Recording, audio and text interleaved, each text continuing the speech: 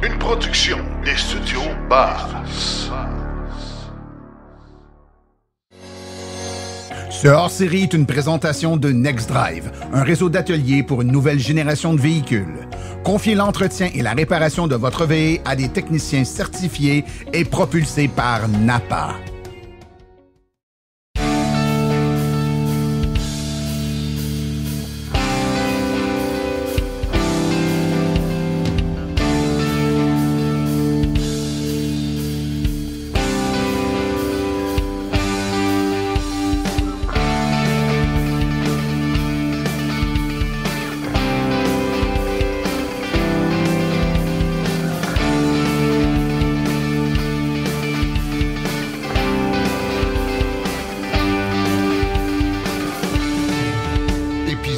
Hors série. Daniel Breton, bonjour. Bonjour Martin. Écoute Daniel, je ne sais pas si c'est moi qui fabule, là, mais on dirait que depuis 2 semaines, c'est une déferlante de commentaires. Tout ça a débuté avec un premier reportage ou une déclaration de Zappa qui disait regretter. Pierre-Olivier, pas Frank. Oui, pas Frank, pas le guitariste, le journaliste ou le chroniqueur là, à TVA, LCN. Ensuite, il y en a plein d'autres qui... Ça a parti comme une boucle, là, puis on dirait là, que c'est une succession de commentaires qui démontrent je dirais le caractère non fonctionnel de la voiture électrique. Puis là, c'est suivi d'un autre commentaire d'un autre journaliste qui dit moi j'en ai une puis je reviendrai pas à l'essence. Puis là, il y en a un autre qui, tu sais, ça a essayé de tout part, de tout côté. Mais quoi qu'il en soit, il me semble qu'on n'a jamais vu autant de commentaires de personnalités publiques ou de journalistes à l'encontre des véhicules électriques. C'est à croire qu'il y a eu une coalition puis qu'ils se sont dit on va planter l'électrification des transports dans les 2 prochaines semaines. Comment tu vis ça, toi, de ton côté? Ça doit pas lâcher, les entrevues, là. Non, ça lâche pas, mais je pense que ça montre aussi le caractère dysfonctionnel des médias. Honnêtement, moi, je pense que les journaux ou des médias comme TVA, Québécois, qui voient là matière à controverse potentielle pour faire en sorte d'attirer des clics, pour attirer de la clientèle, moi, je pense que c'est une partie de ce qui a guidé cet intérêt-là à parler des véhicules électriques en bien ou en mal, mais parlez-en. Et je rappelle que quelques semaines avant, c'était sur le prix du carbone, la taxe carbone, puis les sondages, puis c'était épouvantable et tout ça. Et tu sais, là, nous, on est sortis là-dessus pour remettre les pendules à l'heure. Là, on disait, là, on se calme là, avec le prix du carbone, là, parce que ce qu'on a démontré, c'est que le prix du carbone, pour un moyen qui conduit une voiture moyenne, ça lui coûte moins cher qu'un petit café chez Tim Hortons. Ouais, effectivement, les gens parlent de la taxe carbone sans même savoir ou sans même comprendre ce que ça veut dire ou ce que ça implique. Là, je pense que la plupart les gens ne pourraient même pas expliquer ce que c'est pour la plupart des personnes qui en parlent. Là. 1 et 2, beaucoup avaient l'impression là, que ça leur coûtait 15, 20, 25 $. Là. Ouais, alors que, tu sais, c'est un Honda Civic qui fait 12 500 km par année, qui est le kilométrage moyen parcouru par les Québécois en 2022 selon Ressources naturelles Canada. Ça leur coûte 1,20 $. Ouais. Donc, moi, là, quand je vois des gens sortir, là, les gens sont pas capables de payer leur commande d'épicerie à cause de la taxe carbone. Ça, c'est de la pure démagogie. Oui, tout à fait. Et c'est vraiment une pente glissante et ça s'est accéléré dans les derniers jours, Daniel. On entend souvent là, des commentaires où les gens se posent des questions, par exemple sur l'atteinte des objectifs, sur un ralentissement, tu sais, parce que évidemment, quand tu as une croissance qui est presque de 100% par année, mais que momentanément, dû à un paquet d'éléments, je le rappelle, il y a un ralentissement de l'accélération. Hein? C'est pas, on n'est pas reparti de reculons. Là, on continue à avoir une croissance de vente puis d'immatriculation de véhicules électriques sur les routes, mais cette croissance-là est moins rapide peut-être dans le dernier trimestre là pour plein de raisons. En fait, les disparitions des subventions, contexte économique, contexte global, etc. Mais là, c'est vraiment... on tombe dans un autre monde. Là. Moi, hier, j'étais dans ma voiture, j'écoutais le 98.5, l'émission de fin d'après-midi, et là, il y avait une question qui était posée aux gens, vraiment très sérieusement, là, c'est « Est-ce la fin de l'électrification des transports? » On était rendu là. Est-ce la fin de l'électrification des transports? C'est, my God, comment on a pu déraper et se rendre si loin dans la réflexion? Ah, c'est n'importe quoi, là, on va dire. Mais 98.5, on va le dire, là, depuis un certain temps, ne m'impressionne pas du tout. Il véhicule beaucoup de fausseté, de demi-vérité. Bref, tout ça pour dire que tu as raison de dire que c'est préoccupant, mais c'est pas la première fois. Je veux dire, moi, ça fait quand même une couple d'années que je vois à quel point ça peut littéralement s'en aller dans tous les sens. D'ailleurs, j'ai écrit un livre l'année passée parce que j'étais tanné de voir toutes les conneries qu'on disait, qu'on écrivait sur les véhicules électriques, sur toutes sortes de statistiques. C'est vraiment du pur délire. Puis moi, j'ai donné plusieurs entrevues depuis quelques jours. Une des choses qui me choque considérablement lorsque je vois des constructeurs automobiles qui font un lobbying intense auprès des élus, auprès des fonctionnaires, dans les médias, pour planter, tuer, écraser, écrabouiller, écrapoutir la norme zéro émission. Puis là, dire, non, mais là, les ventes, là, depuis le début de l'année 2025, là, ça a baissé de 45 %. Donc, à partir des chiffres d'un trimestre, où momentanément, il y a eu un arrêt des rabais au Québec pendant 2 mois et une pause des rabais fédéraux, là, dit, les ventes ont planté, donc c'est fini. Mais ça, c'est de la manipulation, c'est de la désinformation et c'est carrément des mensonges de la part de certains constructeurs automobiles qui se comportent de façon, je le dis, là, ignoble. En plus de ça, il y a des constructeurs automobiles qui disent, là, c'est difficile pour les gens d'avoir accès à des véhicules abordables. Les véhicules électriques sont pas abordables. Mais dans les faits, là, les véhicules à essence sont de moins en moins abordables. Aussi, 1. 2, ils disent, faut pas laisser entrer les Chinois qui offrent des véhicules abordables. Et 3, lorsqu'on dit, il y a des véhicules européens qui sont abordables. Faut les laisser entrer parce qu'il y a des véhicules électriques plus petits qui sont faits en Europe, qui sont pas offerts ici,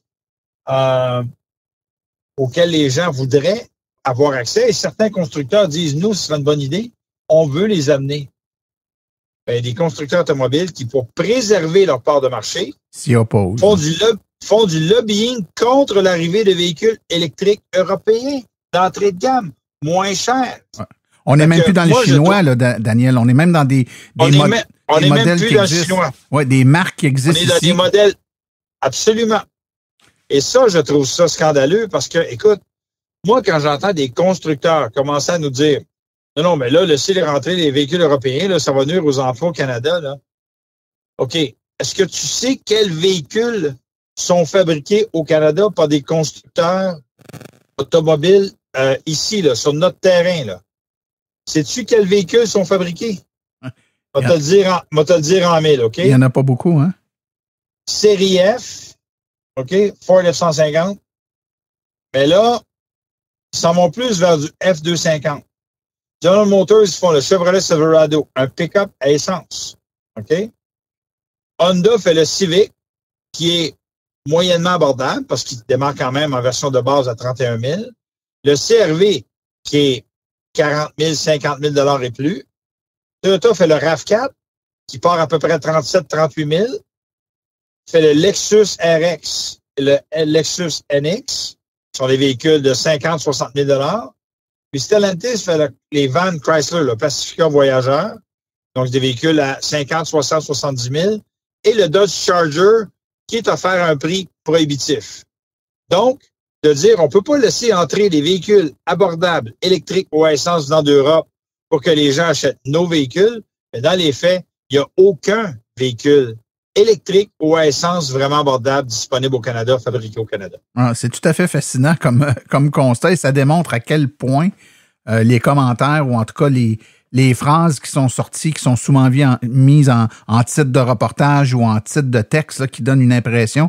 Évidemment, c'est du clickbait, ça nous amène à aller voir l'article. Mais l'article ne parle même pas. Des fois, l'article est bien nuancé, mais le titre, lui, est un peu démagogique.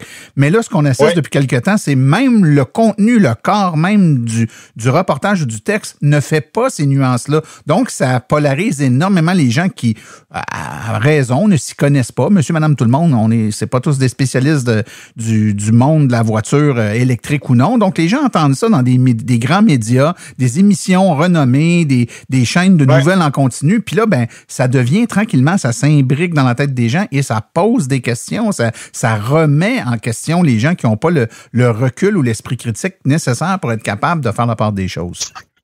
Écoute, moi, là, je veux te dire, J'étais à une conférence il y a 2 ou 3 semaines en Ontario. Là, j'appelais ça le syndrome Coppertone. Pour moi, le syndrome Coppertone, là, c'est que vous savez comment en mai, il n'a pas fait beau au Québec, là? Il a beaucoup mouillé. Ouais. Ben, Coppertone n'a presque pas vendu d'écran solaire parce qu'il mouillait. Donc, j'imagine que si les ventes ont chuté de façon radicale parce qu'il pleuvait, ben, ça doit faire en sorte que Coppertone réajuste le tir par rapport à la fabrication d'écrans solaires. Et donc, on se demande, est-ce que c'est la fin de l'écran solaire?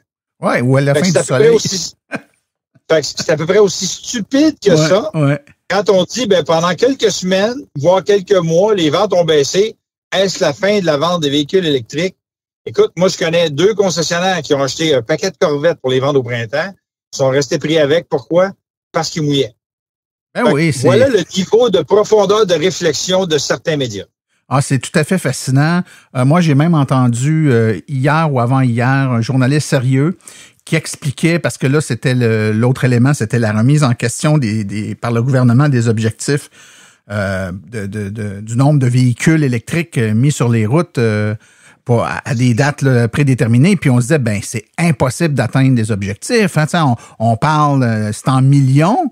Puis au moment où on se parle, là, on vient d'aller voir sur le site de l'Association des véhicules électriques du Québec, le 1er janvier 2025, le nombre de véhicules immatriculés qu'il y a là, c'est anémique. Là, mais si tu multiplies ça par le nombre d'années qui restent, jamais ça va arriver. Mais c'est pas comme ça que ça marche.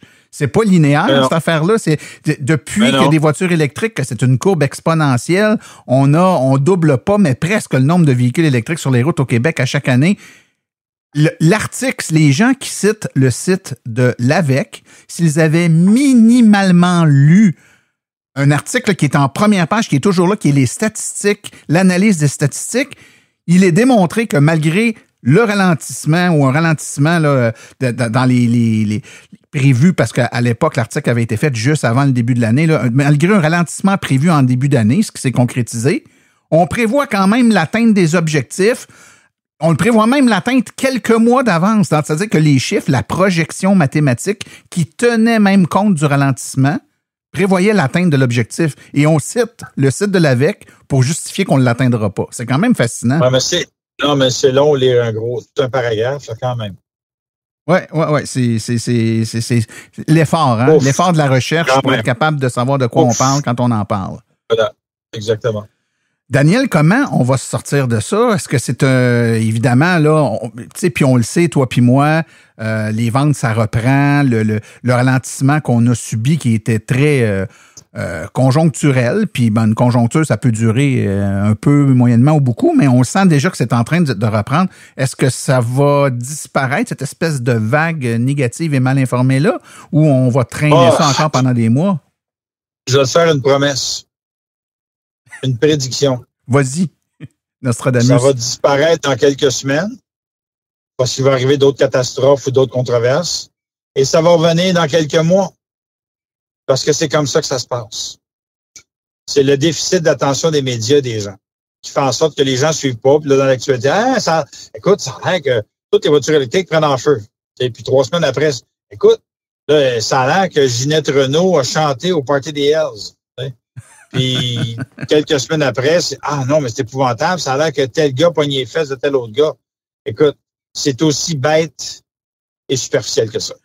Moi, Daniel, en conclusion, je dirais là, que dans la dernière semaine, j'ai parlé avec 2 grands concessionnaires automobiles qui m'ont tous les 2 confirmé que, bon, ça reprend. Là, c'est sûr que quand tu ralentis avec toute la conjoncture et l'arrêt ou le momentané ou en tout cas indéterminé de subventions, ça fait en sorte que ça a un impact. Les gens attendent que ça reprenne pour faire des achats. Oui. Ils me confirment que c'est repris. Ils me confirment que c'est reparti.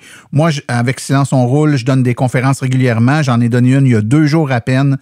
Il a fallu ajouter des chaises dans la salle parce qu'il n'y avait pas assez de chaises pour asseoir les gens, parce qu'il y a eu quelque chose comme 30% plus de gens qui se sont présentés que les inscriptions qui avaient été prises au préalable. Fait que moi, si les gens sont pas intéressés, là, ben, faut croire que je suis chanceux puis que je pogne les quelques intéressés du Québec parce que il y a du monde bien plein dans mes conférences puis les concessionnaires vendent des autos. Ouais, mais ça, c'est pas pareil, c'est parce que le monde t'aime. Si seulement. Daniel, écoute, je conclurai en disant que je te remercie pour l'excellent travail que tu fais, le contrepoids que tu fais. J'essaie de le faire moi aussi à ma façon, mais tu as une excellente visibilité là, dans beaucoup de grands médias, puis tu fais un contrepoids qui est hyper apprécié. Tu remets les pendules à l'heure et je pense que c'est important de le faire. Et j'espère que les autres, les journalistes, les chroniqueurs sérieux le feront également. Ceux qui comprennent, là, qu'ils prennent la parole et qu'ils le disent. Écoute, sais-tu quoi? Quand je vais prendre ma retraite, là, je pense que je vais devenir horloger à force de remettre les pendules à l'heure depuis des décennies. Écoute, prends pas ta retraite tout de suite, on a encore besoin de toute couple d'années, Daniel. OK. Bye, Martin. Bye, Daniel.